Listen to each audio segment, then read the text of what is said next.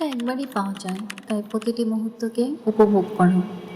কখনো যদি মনে হয় সব কিছু গুলিবালি হয়ে যাচ্ছে, থেমে যেও না। মনে রেখো, অন্ধকার যত গভীর হয়, আলোর উজ্জ্বল তত বেশি হয়। হয়তো তুমি এখন কঠিন সময় পার করছো, কিন্তু এটাই তোমাকে আরো শক্তিশালী করে তুলবে। সবাই তোমার স্বপ্ন বুঝবে না, আর তাতেই সমস্যা নেই। এটা তোমার স্বপ্ন, তোমার পথ, তোমার লড়াই। মানুষ কি বলবে সেটা নয়। তুমি নিজের উপর বিশ্বাস রাখো, নিজেকে ভালোবাসো, নিজেকে সময় দাও, হাসো, খেলো, বাঁচো। তুমি যেখানেই থাকো, যেভাবেই থাকো, নিজের ভিতরে আলো নিভতে দিও না। আজ তুমি ছোট কাজগুলো করছো, সেটাই একদিন বড় অর্জনে পরিণত হবে। নিজেকে ছোট ভাবা বন্ধ করো, কারণ তোমার হাসিতে কারো মন ভালো হতে পারে। তোমার সাহসে কেউ এগিয়ে চলার পথ অনুপ্রেরণা পেতে পারে।